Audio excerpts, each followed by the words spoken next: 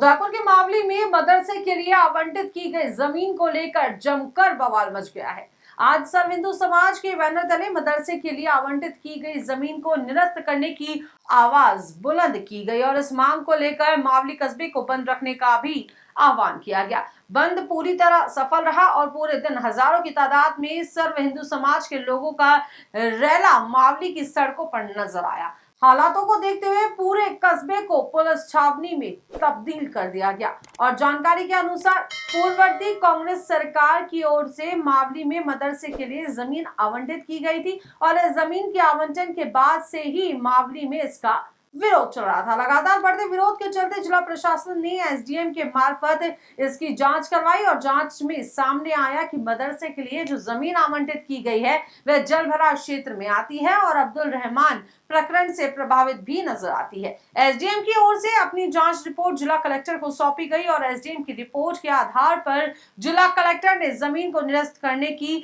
अग्रिम कार्रवाई के लिए राज्य सरकार को पत्र भी लिख दिया है। मदरसे की जमीन को निरस्त करवाने के लिए आज चित्तौड़गढ़ के सांसद सीपी जोशी, विधानसभा प्रत्याशी रहे कृष्ण गोपाल और बीजेपी देहात जिला अध्यक्ष चंद्रगुप्त सिंह और मावली नगर पालिका के पूर्व अध्यक्ष राजेश सहित विश्व हिंदू परिषद तथा हिंदू समाज से जुड़े अन्य संगठनों के लोग मौके पर मौजूद रहे। इस दौरान हजारों की तादाद में आसपास के गांवों से भी लोग विरोध प्रदर्शन के लिए पहुंचे और प्रदर्शन को देखते हुए न सिर्फ कस्बा बंद रखा गया बल्कि कई निजी स्कूलों और सरकारी स्कूलों में आज के दिन अवकाश भी रखा गया। प्रदर्शनकारियों ने पहले तो एक विशाल जनसभा को संबोधित किया और उसके बाद जिला प्रशासन को ज्ञापन सौंपकर मदरसे की जमीन को निरस्त करने की अपनी मांग से अवगत कराया।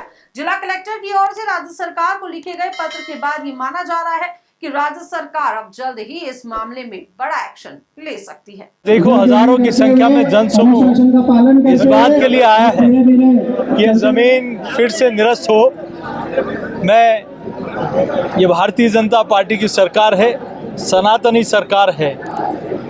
यहाँ इस प्रकार का ऐसा कोई काम नहीं होगा जहाँ कहीं न कहीं आगामी दिनों में कोई इस प्रकार की स्थितियाँ पैदा हो।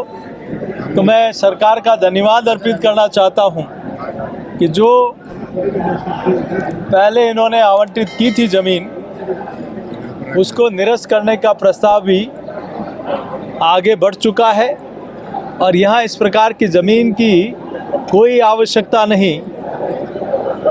और आज जिस प्रकार से संतों का और सनातनी लोगों का जनसैलाब देख रहे हैं, वो इसी का परिणाम है कि यहाँ फतेहनगर में भी कई प्रकार के इशू हैं। तो ये आने वाले दिनों में इसका भी समाधान होगा। हर जिले में इस तरह की जमीन आवंटित है।